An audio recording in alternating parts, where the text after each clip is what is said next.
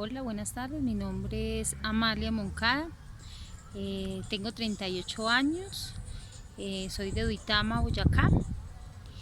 De descendencia campesina. Mi mamá y mi papá son de familia campesina, criados uno en Santander y el otro en Boyacá, en ese contexto de vida.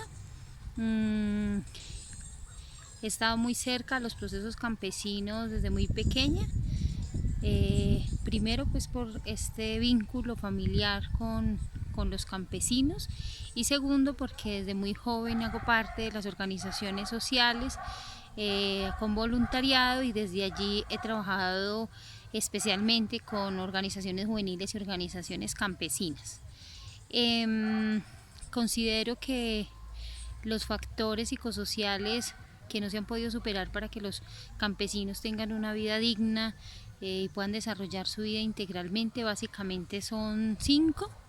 Inicialmente, ese abandono que el Estado tiene frente a esa vida campesina, aunque este Estado habla de la valoración de la agricultura, del alimento, de todo lo que produce el campo para las ciudades y para el bienestar de todos, lo tiene en un abandono.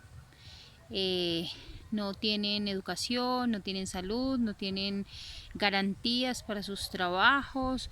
Se hacen políticas para traer alimentos de otros lugares y no se privilegia el alimento que producen nuestros campesinos. En segundo lugar, el poco acceso a los procesos educativos y los pocos procesos educativos que se tienen muy descontextualizados. La mayoría de los campesinos logran su proceso educativo hasta quinto de primaria, hoy en día ya hasta bachillerato. Sin embargo, son procesos que no responden a sus necesidades.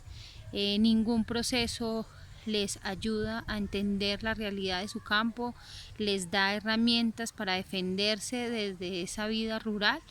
Es una educación que les invita más bien a un modelo de vida de ciudad, a desear estar en esos lugares donde la mayoría de gente está, que es en las ciudades, y donde les impone un pensamiento de desarrollo desde el tener y no desde el ser. Entonces es un proceso de educación descontextualizado que los saca de sus propios deseos y de su propio territorio.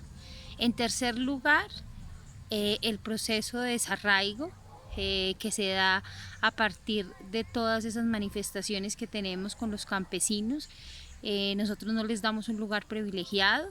Siempre se habla de los campesinos como los pobres, como los que huelen feo, como los ignorantes, como los que no saben. La desvaloración de esta imagen del campesino entonces hace que ellos se sientan desarraigados, que no sientan un amor por el territorio, por su tierra, y logran que ellos quieran salir de su lugar de nacimiento, quieran otro proceso.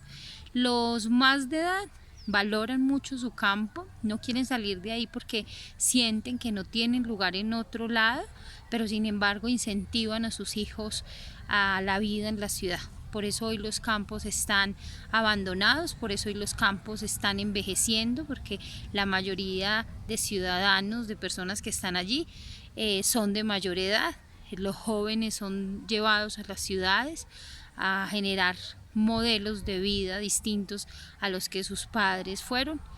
Este es el caso por lo menos de nosotros, de mi familia. Mi madre fue criada en el campo, tuvo la oportunidad de salir a estudiar, de ser normalista, de ser docente, y aunque tenía la oportunidad de estar en el campo, ella creyó que el modelo de vida era la ciudad, y fue una ciudad que no le dio buena vida, que le llevó a un matrimonio que no le permitió su desarrollo, y que terminó abandonando su profesión para ser madre, para ser esposa y para ser buena ciudadana, porque eso era lo que en su momento se decía: una mujer que no era dedicada a su hogar no era buena ciudadana. Entonces creo que hay un ejemplo de cómo los desarraigamos y cómo los traemos a la ciudad a hacer otros modelos de vida, el desarrollo, de desarrollo.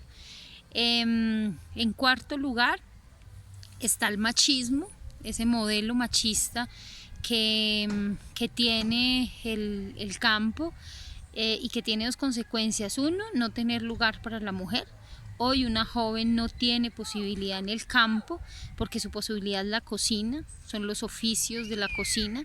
Las mujeres no se ven cultivando, se les quitó esa memoria ancestral de las mujeres y de la importancia de la mujer con la semilla, con el cuidado de la semilla y la vida. Y se piensa que solamente las mujeres están allí para atender a los hombres y para atenderlos en todo sentido, en la comida, en su satisfacción sexual, en su posibilidad de ser cuidadoras, ¿cierto? Ellas tienen que ser cuidadoras de esos hombres, de esos hijos, de esas hijas, de ese campo, pero cuidadoras no desde un lugar privilegiado, sino cuidadoras desde el yugo del patriarcado y del machismo que les impone esos oficios del cuidado que no son valorados, y que aunque ellas valoran, no son oficios que las hagan sentir desarrolladas y que las hagan sentir valoradas en ese oficio. Y por último, el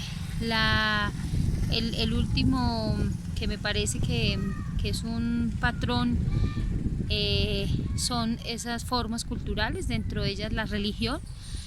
Los campesinos en Boyacá son muy religiosos.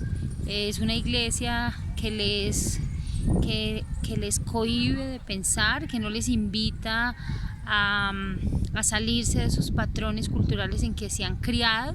Por eso se sigue pensando y arraigan pues el patriarcado, por eso se sigue pensando que hay que cuidar la familia por encima de todo, que si se es maltratada no se puede salir de ahí, de un matrimonio así, porque el matrimonio es sagrado, en donde se les cohíbe de hablar porque hablar es pecado, en donde aún se piensa que el Estado o que esas personas que ocupan lugares privilegiados como los sacerdotes, los políticos, los docentes tienen la verdad.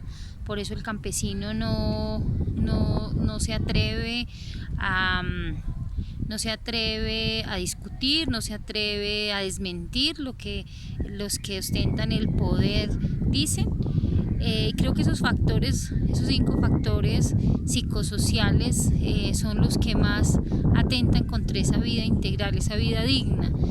Un campesino que vive bien, aunque podría concebir una vida bien, vive en condiciones precarias de salud hoy en día, muy precarias también para garantizar los mínimos vitales, una buena salud, una buena educación, buen alimento, y las políticas además del Estado que los llevaron a generar procesos de monocultivo, les quitaron lo que más deseaban, o la riqueza más grande que ellos tenían, y tiene que ver con la tierra, la producción de la tierra. Ellos ahora trabajan para el mercado y no trabajan para la vida.